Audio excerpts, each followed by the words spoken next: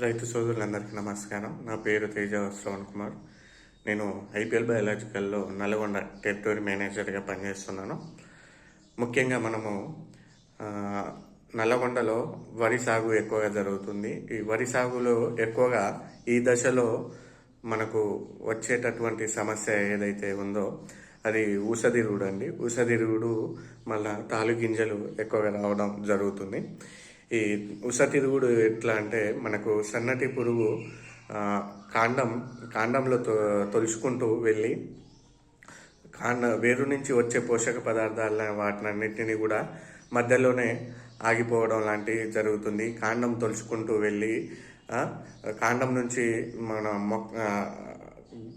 ఆకులకు మన గింజకు వెళ్ళే పోషకాలన్నిటినీ కూడా నిరోధిస్తుంది. వీటిని కాండం తొలిచే పురుగుని మనం ఎక్కువగా మన వరిలోనే చూస్తూ ఉంటాం.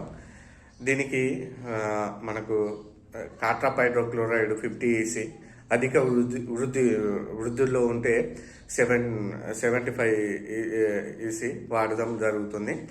అదేవిధంగా ఇది కాకుండా ప్రొపగేట్ ప్లస్ సైపర్మిథ్రిన్ అనే కాంబినేషన్లో దొరుకుతుంది. ఇది కూడా మనం వాడుకోవచ్చు. అండ్ తాలుగింజలు సమస్య ఏంటంటే ఎక్కువగా మనకు తాలుగింజలు రావడానికి కారణం ఏంటంటే ఉసదిరుగుడే.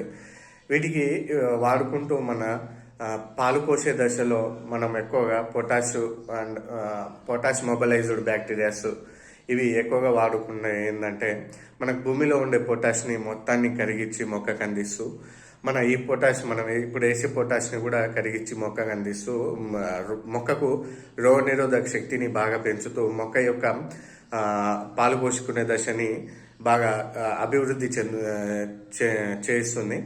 అదేవిధంగా మొక్క గింజ యొక్క బరువుని కానీ అండ్ తాలు గింజలు రాకుండా ఉండడానికి ఆ దశలో మనం పొటాష్ మొబలైజ్డ్ బ్యాక్టీరియాస్ పొటాష్ వేసుకుంటే ఏంటంటే మనకు తాలు గింజలు రావడానికి వచ్చే సమస్య ఉండదు. సో థ్యాంక్ యూ అండి. జై జవాన్ జై కిసాన్.